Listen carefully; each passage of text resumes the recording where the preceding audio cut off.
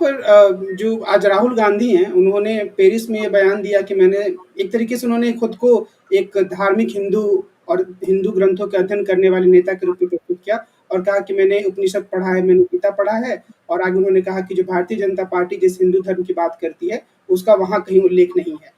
कमलनाथ भी लगातार ये कोशिश करते हैं, जैसा कि आपने भी बताया कि वो अपने आप को एक समर्पित हिंदू नेता के रूप में प्रस्तुत करें। तो क्या ऐसे में जो सनातन धर्म को लेकर जो प्रमुख नेता हैं, डीएमके के जो नेता हैं, उदयनिधि स्टालिन, उनके बयानों को लेकर कांग्रेस के सामने एक असमंजस की स्थिति आ गई है और उसमें दिग्विजय सिंह की छवि का भी आता है, जो ज़्यादा मुस्लिम के रूप में होती है। उस सिलसिले में कैसे देखिए, देख सकते उसका हैं राजनीतिक मैं रूप समझता हूँ कांग्रेस के सामने असमंजस की स्थिति इसलिए नहीं है कि वो कांग्रेस सनातन धर्म पर जो हमला हुआ है उसका जवाब नहीं दे सकती या खुद दावा नहीं कर सकती कि वो सबसे ज्यादा सनातनी है। दिक्कत की बात यह है कि जो एक तमिलनाडु की सबसे बड़ी पार्टी है, सत्तारूढ़ पार्टी है, जो आईएनडीआईए की एक प्रमुख सदस्य है, उसने ये उसकी तरफ से ये बात कही गई है और फिर उसके असर में हुआ ये है कि समाजवादी पार्टी में जो स्वामी प्रसाद मौर्य भी बोल पड़े हुँ, और उधर जगदानंद सिंह भी बोल पड़े बिहार में। हुँ, तो ये जो एक एक तरह की संक्रामक बीमारी की तरह है, ये जो बात फैली, इसकी वजह से कांग्रेस जो कि आईएनडीआईए मोर्चे की एंकर पार्टी है, उसको थोड़ी सी दिक्कत महसूस हो रही है। और जहां तक राहुल गांधी का ये कहना है कि मैंने उपनिषदों को पढ़ा है और भारतीय जनता पार्टी उस तरह की हिंदू नहीं है जिस हिंदू धर्म का वहां जिक्र है, तो ये बात तो राहुल गांधी की बिल्कुल सही है। भारतीय जनता पार्टी एक आधुनिकता आधुनिकतावादी जो हिंदू धर्म है, जिसमें हिंदुओं को एक राजनीतिक अस्मिता के तौर पर, राजनीतिक पहचान के तौर पर अपने आप को हिंदुओं से आह्वान किया जाता है कि वो एक संगठित राजनीतिक अस्मिता के तौर पर अपने आप को वो पेश करें और उसी तरीके से वो आक्रामक हों और अपने से अलग पहचानों के प्रति असहिष्णु हो जाएं। ये हिंदू धर्म की परंपरा नहीं रही है कभी भी। ये बात सही है कि हिंदू चेतना 14वीं 12वीं 13वीं 14वीं शताब्दी से ही जो मुसलमानों का जो राजनीतिक मुसलमानों के पास जो राजनीतिक सत्ता थी, उसकी प्रतिक्रिया में हिंदू चेतना धीरे धीरे विकसित होती रही है, लेकिन उसको इस रूप में लाने का श्रेय सावरकर से लेकर नरेंद्र मोदी तक तमाम हिंदूवादी नेताओं को जाता है और अब उन्होंने हिंदू चेतना को इस प्रकार का कर दिया है कि वो प्रतिक्रिया मूलक हो गई है। वो दरअसल अपने आप को एक तरह से मुस्लिम सांचे में ढालकर पेश कर रही है, इस्लामिक सांचे में ढालकर पेश कर रही है। अब जैसे आपको अक्सर ये बात कहते हुए मिल जाएंगे भारतीय जनता पार्टी के समर्थक कि अयोध्या हमारा वेटिकन है? वो मक्का मक्का ने इसलिए नहीं कहते अयोध्या को क्योंकि मुसलमानों से सीधी वो टक्कर महसूस करते हैं, लेकिन वेटिकन कहने में उन्हें कोई बात वही है कि वेटिकन और मक्का जैसा हिंदुओं का भी कोई तीर्थ स्थल होना चाहिए। तो उस लिहाज से वो अयोध्या में जो राम मंदिर बन रहा है, उसको वो इस दृष्टि से देख रहे हैं कि हमारा वेटिकन तैयार हो रहा है। तो इस प्रकार की बात जब कही जाती है, तब ऐसा लगता है कि जो अब्राहमी परंपरा है, इसमें इस्लाम, ईसाई और यहूदी धर्म आता है, जो हिंदू राष्ट्रवादी हिंदू गोलबंदी है, उस वो गोलबंदी हिंदुओं को इस रूप में ढालने की कोशिश कर रही है ताकि हिंदुओं का एक राजनीतिक समुदाय के रूप में उदय हो। तो इस लिहाज से राहुल गांधी की बात सही है, लेकिन अभी भी राहुल गांधी और उनकी पार्टी को और उनके सहयोगी दलों को भारतीय जनता पार्टी जो भी कर रही है उसकी आलोचना तो की जा सकती है, लेकिन उससे राजनीतिक रूप से कैसे निपटा जाए, इसका कोई सिक्काबंद तरीका उन्होंने नहीं खोज पाया है। एक बात मतलब 2 बातें G20 से जुड़ी हुई हैं। एक तो ये कि प्रधानमंत्री नरेंद्र मोदी कल सारे देश के प्रतिनिधियों को, वहाँ के जो राष्ट्राध्यक्ष थे और कुछ देशों के विदेश मंत्री, उनको लेकर राजघाट गए।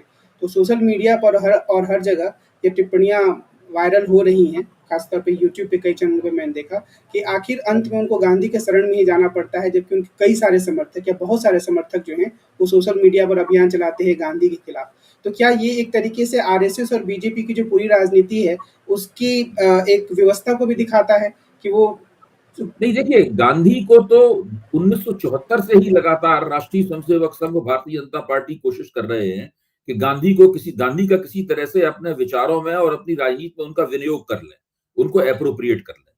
आपको ध्यान होगा कि अटल बिहारी वाजपेयी रहे जब भारतीय जनता पार्टी नई नई बनी थी और वो उसके अध्यक्ष थे, तो उस वक्त वो उन्होंने अपनी विचारधारा ही गांधीवादी समाजवाद घोषित कर दी थी। इस बात पर कट्टरपंथी आरएसएस वालों को और हिंदुत्ववादियों को बड़ी आपत्ति हुई, लेकिन जब तक वो 1984 के चुनाव में नहीं, जब तक वो बुरी तरह हार नहीं गए, और उसके तब तक वो अपने आप को गांधीवादी विचारधारा का ही पैरोकार वो कहते रहे। तो ये एक ऐसी स्थिति है, इसमें भारतीय जनता पार्टी लगातार कोशिश करती है कि गांधी को, अंबेडकर को, फुले को, इन सब लोगों को, उनको कहती है ये सब हिंदू चिंतक थे। ये हिंदू समाज में जो बुराइयां थी उनके खिलाफ कड़ी आलोचना करते थे। उस कड़ी आलोचना में हो सकता है कुछ बातें हमको बुरी लगें, लेकिन हमें उन बातों पर ध्यान नहीं देना चाहिए। ये राष्ट्रीय स्वयंसेवक संघ की स्टैंडर्ड लाइन है, और इसके लिए वो इन तमाम चिंतकों को अपने मंच पे उनके चित्र लगाने में उन्हें कोई संकोच नहीं है। और जहां तक गांधी जी की बात है, वो तो राष्ट्रपिता के रूप में उनकी छवि पहले से स्थापित है। तो गांधी जी को तो न तो अटल बिहारी वाजपेयी ने कभी उनकी निंदा की, न किसी राष्ट्रीय स्वयंसेवक संघ के सरसंचालक ने गांधी की कभी निंदा की, कम से कम अभी पिछले 25-30 साल की मैं बात कर रहा हूं।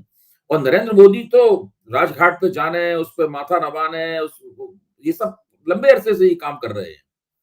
तो अब सवाल ये है कि हम लोग राष्ट्रीय स्वयंसेवक संघ को कैसे देखें। एक तो तरीका ये है कि 80 के दशक से पहले के राष्ट्रीय स्वयंसेवक संघ को हम देखें, जहां पर गांधी विरोध की आवाजें और गॉडसे समर्थन की आवाजें अक्सर उठती रहती थी।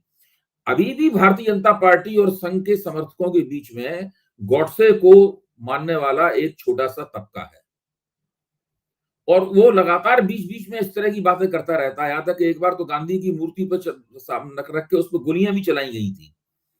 तो ये भी सब करके देखा गया था। तो बार बार गॉडसे की विरोधावली गाने वाले लोग हैं, लेकिन वो लोग हैं, लेकिन वो भारतीय जनता पार्टी राष्ट्रीय स्वयंसेवक संघ में अति अल्प मत में है, और उनकी आवाज मुझे नहीं लगता कि दोनों संगठनों की आधिकारिक आवाज है।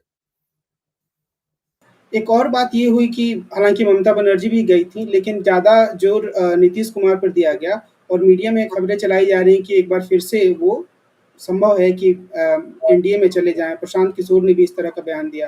तो एक तो कि क्या इस तरह की कयासबाजी का कोई आधार हो सकता है? दूसरा, अगर नीतीश कुमार वहां जाते हैं तो उनका कोई राजनीतिक मूल्य बचेगा क्या? देखिए, होने के लिए राजनीति में कुछ भी हो सकता है। मुझे तो अंदाजा नहीं था कि नीतीश कुमार और भाजपा को छोड़कर दोबारा तेजस्वी यादव के साथ गठजोड़ कर लेंगे, लेकिन उन्होंने ऐसा किया।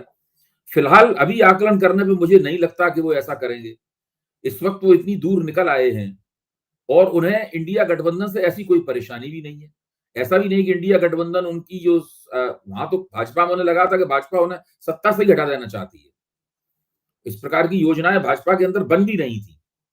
उसको उन्होंने पहले से भांप लिया, और उनको पहले से ही पेशबंदी करके उन्होंने भाजपा के साथ अपना गठजोड़ तोड़ दिया उन्होंने। तो भाजपा को भी बड़ा आश्चर्य हुआ कि ये उन्होंने कर दिया। भाजपा को उम्मीद नहीं थी कि वो इस हद तक चले जाएंगे।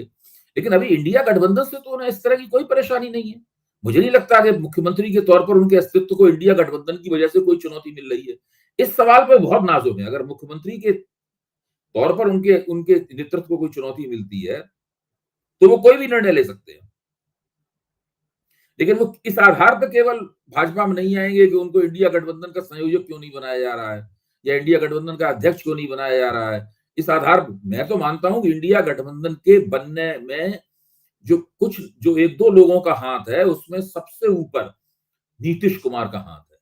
वो भाजपा छोड़ने के बाद से लगातार कोशिश कर रहे थे कि ये गठबंधन बने। मैं समझता हूं इस गठबंधन के 2-3 निर्माताओं का अगर नाम लिया जाए तो उसमें एक नीतीश कुमार होंगे। आगे हम ये देखेंगे कि इंडिया गठबंधन या फिर देश की राजनीति किस दिशा में आगे बढ़ती है, कल के कार्यक्रम में या उसके बाद के कार्यक्रमों में भी। पर आज के कार्यक्रम को हम यहीं रोकते हैं, और अभय सर, आपका बहुत बहुत धन्यवाद आज के कार्यक्रम में कुछ प्रश्नों का जवाब देने के लिए। कार्यक्रम को खत्म करने से पहले मैं आप सबसे एक बार फिर से अनुरोध करूंगा कि अगर आपने अभी तक नई परत चैनल को सब्सक्राइब नहीं किया है, तो आप इसे सब्सक्राइब करें, हमारे साथ जुड़ें। हमारी कोशिश होती है कि हम देश की राजनीति के बारे में आप तक ज़्यादा सुचिंतित, ज़्यादा सुविचारित टिप्पणियाँ पहुंचा सके। यहाँ पर रोज प्रोफेसर अभय दुबे हमारे कुछ प्रश्नों का जवाब देते हैं। अभय सर, आपको बहुत बहुत धन्यवाद। हम कल फिर मिलेंगे। नमस्कार। जरूर।